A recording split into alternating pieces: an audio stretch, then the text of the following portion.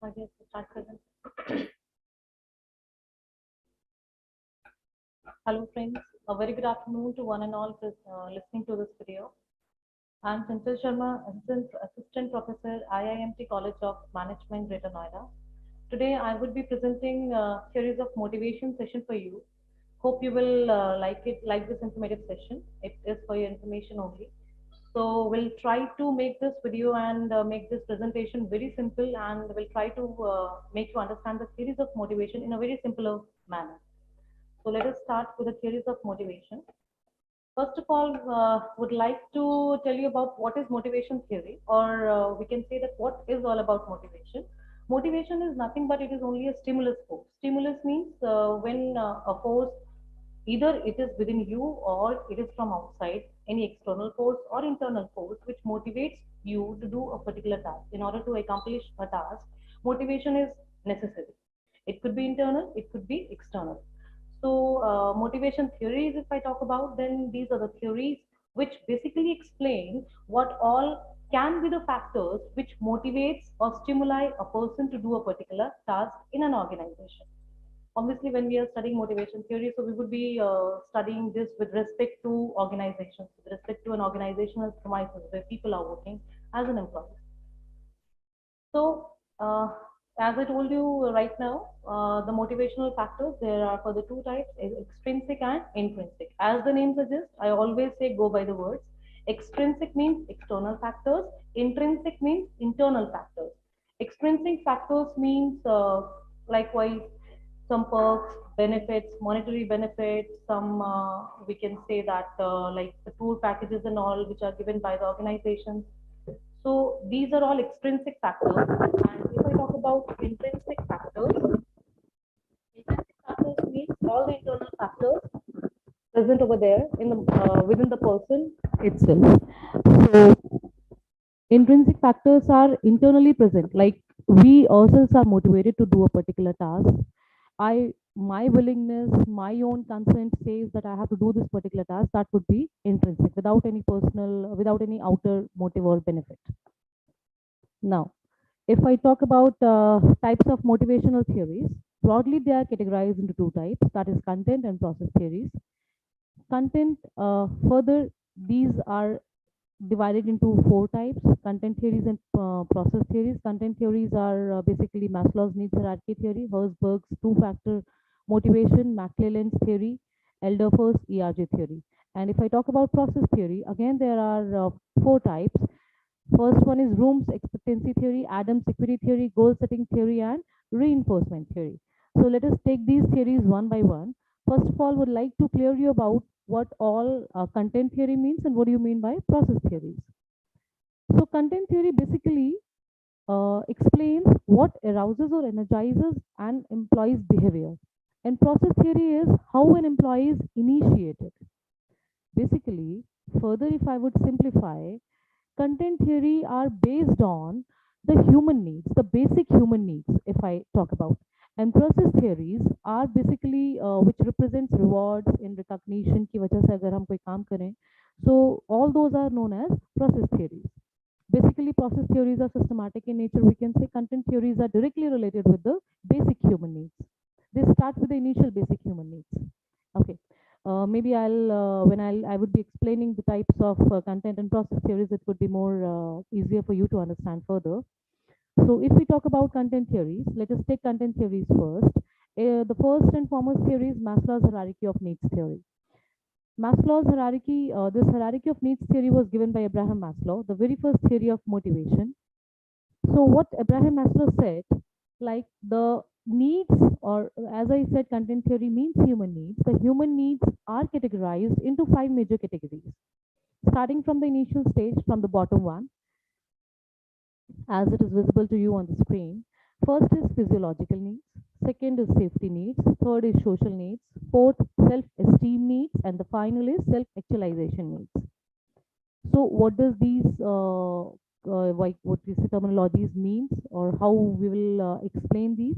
Physiological means like the basic necessities of life: food, air, water, shelter, clothing, housing.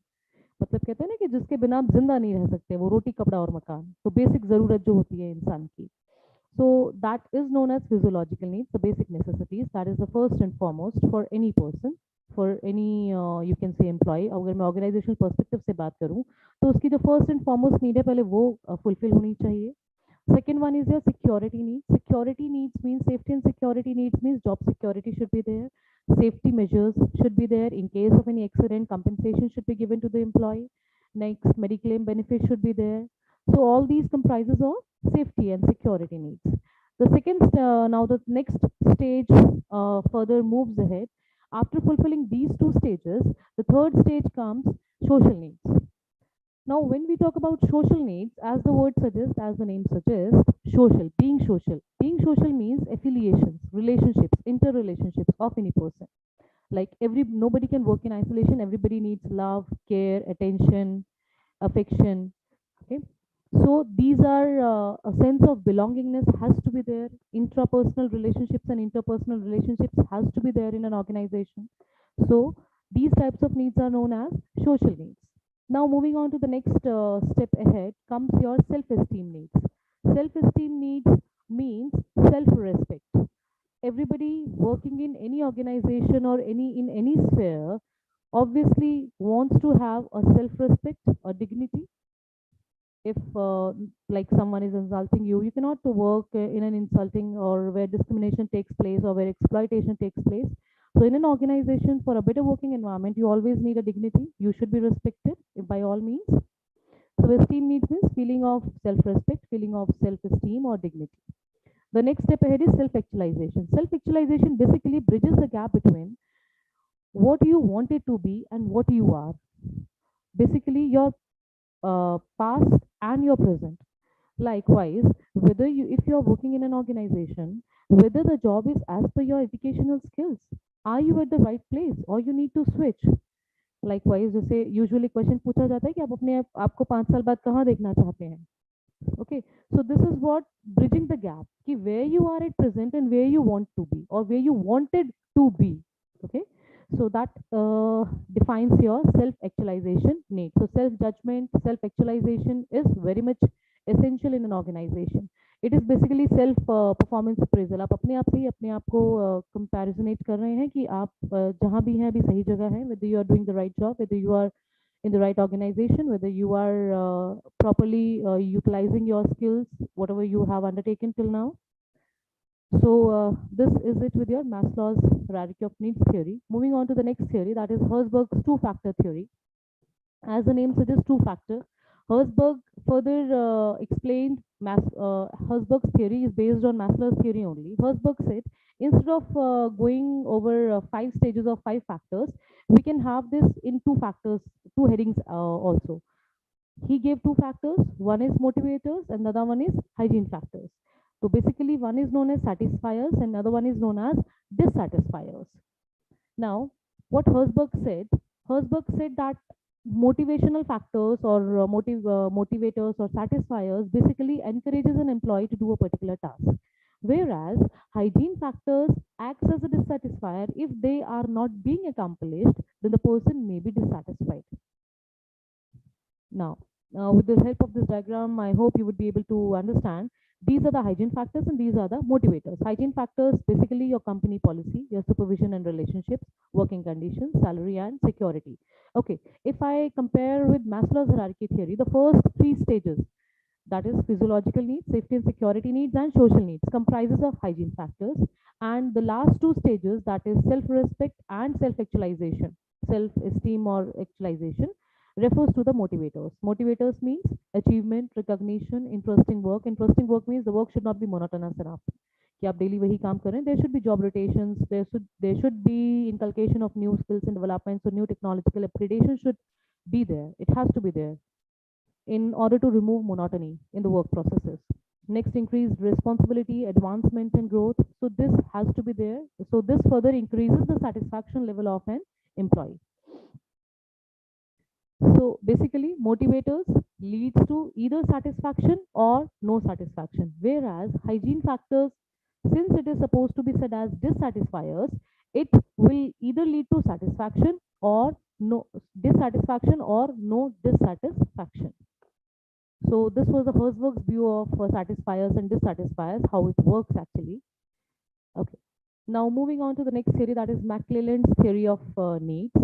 Now McClelland's theory of needs theory was basically divided into three major types, three elements. We can say that: need for achievement, need for power, need for affiliation.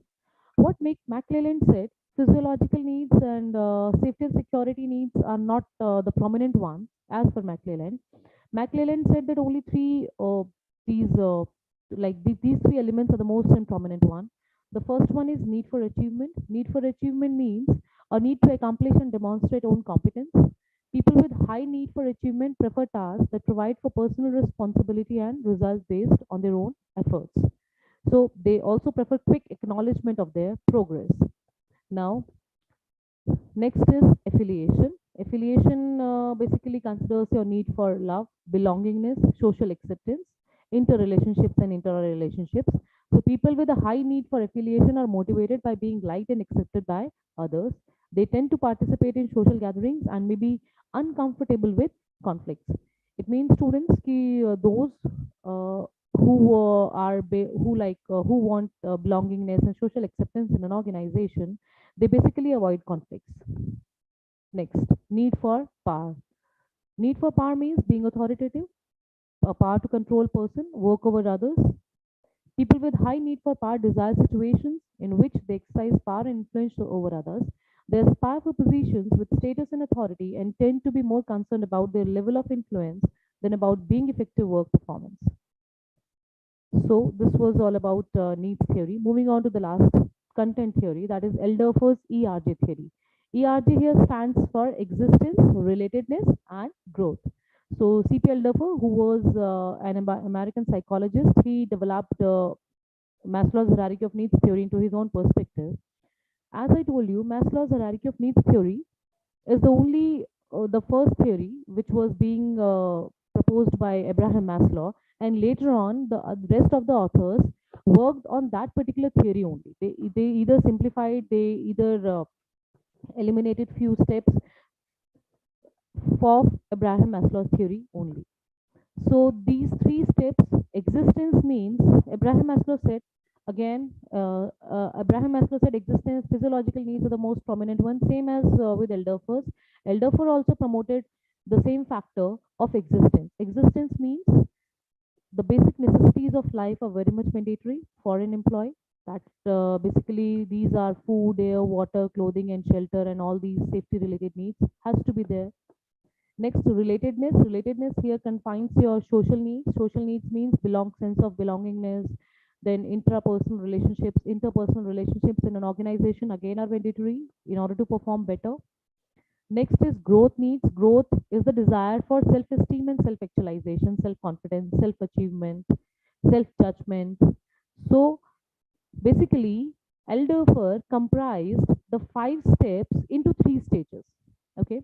Further, we can see the difference between all these theories, between the content theories of motivation. You can see in the PPT over here, like needs for hierarchy theory is having 5 stages, that is physiological, safety, belongingness, esteem, and self-actualization. Whereas ERJ theory, what Alderfer did, Alderfer said we can comprise these 5 stages into only 3 stages, that is growth. Growth represents here self-esteem and self-actualization, relatedness, that is social needs, and existence here comprises of your safety and physiological needs. Further, Herzberg said that there are only 2 factors which are essential: motivators and hygiene factors. Motivators are the self-esteem and self-actualization factors, and hygiene are your belongingness, safety, and basic necessities. And whereas, as I told you while explaining McClelland's theory, McClelland said key safety and security needs and physiological needs are very much mandatory for any person, though these are the things which a person already acquires. So we should in an organization should focus only 3 stages, that is need for achievement, power, and affiliation. Okay, I hope that content theories are clear to you all. Now moving on to the next category, that is process theories of motivation. Further, process theories of motivation, if we take upon the first one is Vroom's expectancy theory. This theory was given by Victor Vroom in 1964. Now, as I told you earlier, process theories focus on output. How much input has been given by an employee and how much output is desired from the employee. So basically, it is a deviation between the input and output. What is expected and what is the actual output. Okay.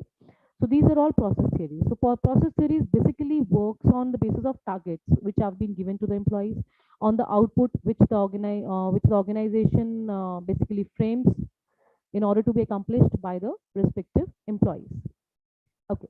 So moving on to the first one, that is Vroom's expectancy. So Vroom again stresses and focuses on outputs. All the process theories will focus on outcomes only. Now, what Victor Vroom said? Victor Vroom said that motivation is the multiplication of expectancy, instrumentality, and valence. Expectancy, here we can replace it with efforts. Instrumentality means performance, and valence means rewards. It means like these are all the three factors which works as per Victor Vroom. What he said, first of all, as and when a task is given to an employee or a person, suppose a person A has been given this task, first he or she will analyze like, will my results, if I'll work hard or if I'll work 8 hours a day or 7 hours a day, or if I'll work with sincerity and loyalty, so whether it will result in this outcome. Okay. Now, next would be what will be the outcomes, how much will be the outcomes, how much potential do I have. Next, if I'll achieve this particular target or if I'll achieve the desired outcome, will I be rewarded by the employee? Will my performance be recognized by the employee? So it's all about recognition. It's all about your efforts, your capacity, your potential, your working procedure, and ultimately your rewards, whether you will be rewarded or not for the particular performance. Okay. Next, Adam's equity theory. Equity means always, it's all about a balance. John Stacey Adam in 1963 gave this concept, gave this theory. So it's all about maintaining a balance between inputs and outputs. Like whatever input has been given by the employee, what the person should be recognized, or the outcomes or his or her efforts should be recognized in the same manner, in the same proportion. Company और organisation should not be biased enough. Biased enough का मतलब कि ऐसा नहीं है कि दो लोगों ने एक साथ काम किया, सेम परफॉर्मेंस दी, अब एक को कम आउटपुट पर भी आप ज्यादा प्रेज कर रहे हैं, उसे ज्यादा आप मोटिवेट लाइक अप्रेजल्स और बेनिफिट्स दे रहे हैं, दूसरे को ज्यादा परफॉर्मेंस पर भी आप कम अप्रेजल्स दे रहे हैं, कम बेनिफिट्स दे रहे हैं. So definitely it will lead to an increase in the, you can say, satisfaction in the among the employees. So the person will be demotivated. So what can be the inputs for this? If we talk about inputs, an employee, जो भी कोई भी person अगर किसी organization में अपने जो inputs देता है, those are your efforts, your loyalty, your hard work, your commitment, your flexibility, your sense of responsibility, your commitment, enthusiasm, trust in superiors, support of colleagues. These are all the inputs. And what should be the outputs? Financial rewards, recognition, reputation, promotion, appraisals, sense of advancement, growth, job security. This has to be there in an organization. So the things should be balanced enough. There should be a balance. See, as you can see in the diagram, there should be a balance between inputs and outputs. What I put into my job, that would be my inputs, and what did I got from my job, those will be your out, outputs. So an employee always compares the inputs with the outputs कि मैंने कितना काम किया, मैंने कितनी मेहनत की, उसका मुझे इतना reward मिला या नहीं मिला. So it should be balanced. Okay.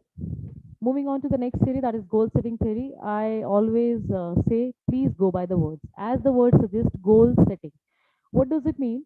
Edwin Locke gave this theory in 1968. What he said, there is no need to categorize inputs or outputs or in order to performance appraisal and all. What organization should do, organization should be systematic enough.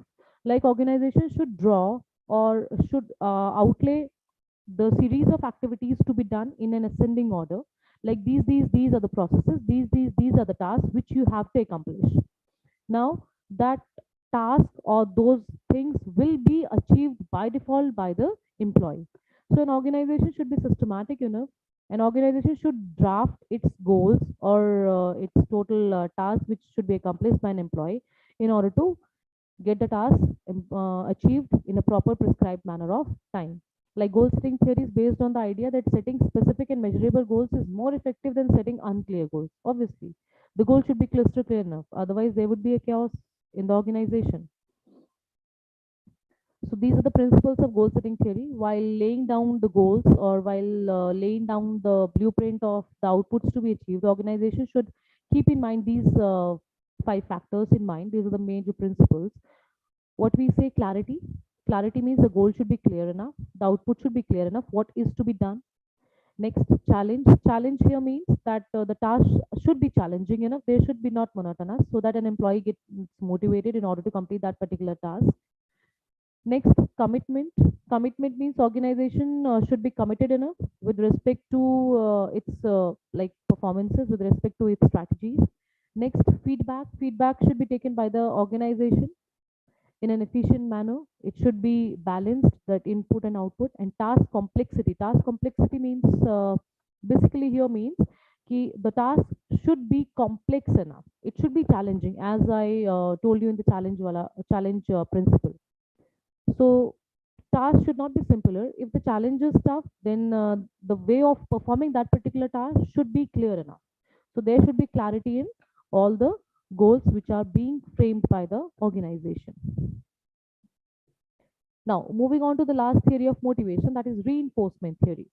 Reinforcement theory was given by B.F. Skinner and its associates. Now, what does it state? It states that individual's behavior is a function of its consequences. It is based on law of effect. That is, individuals' behavior with positive consequences tend to be repeated, but individuals' behavior with negative consequences tends not to be repeated. Okay, what does it mean? If I have performed a task and I have been appraised by my employee, I will work in the same manner ahead. That is, if I will get positive consequences, I will repeat that particular behavior. Next is, if I will get negative consequences, suppose if I have done something for which I have been punished, for which I have been fired, or for which I have been scolded by my superior, I'll avoid that particular task, I'll avoid that particular thing or behavior in future. So that is negative consequences. It's very simple. Like आप इसे बहुत ही simple तरीके से समझ सकते हैं कि अगर एक आपने गर्म पानी का ग्लास, अगर आप कप है या चाय का सिप लेते हैं, गर्म है, तो नेक्स्ट टाइम से आप गर्म नहीं पिएंगे. क्यों? क्योंकि आपको पता चल गया कि this result in negative consequences, कि आपकी जीभ जल सकती है. लेकिन हाँ, अगर आपको ये पता चले कि ठंडा दूध पिया जा सकता है, ठंडा पानी पिया जा सकता है, उससे आप जलेंगे नहीं. So it will result in positive consequences in a simpler manner, in a layman terms. Just okay. So these are the types of reinforcement: positive reinforcement, negative reinforcement, punishment, and extinction. Now, positive reinforcement. Okay, these all are four different categories. Nobody is similar. Nothing is similar to each other. All the four elements are different. We'll take upon one by one. The first one is positive reinforcement. Positive reinforcement means positive behavior followed by positive consequences. Likewise, if a manager praises its employees, आपने किसी अपने employee की तारीफ की, he has been or she has been praised or appreciated by the boss or by the superior. Next is negative reinforcement, means positive behavior followed by removal of negative consequences. Means manager stop nagging the employee. Likewise, you have stopped pointing out the people working in your organization. Next is punishment. Punishment refers to here negative behavior followed by negative consequences, like manager demotes the employees. And the last one is extinction. Extinction means negative behavior followed by removal of positive consequences. That is, if manager ignores the behavior means likewise, if some nuisance is being created in an organization or some person is not following the norms or rules and regulations in an organization, what the manager is doing, instead of pointing out that particular person, the manager is ignoring the things. So it means negative behavior is followed by removal of positive consequences. It means you were supposed to give your inputs over there. You were supposed to point out that particular employee in your organization, but you are not doing that. So that is known as extension. I hope you like this informative session. Thank you all. Have a nice day. Thank you very much.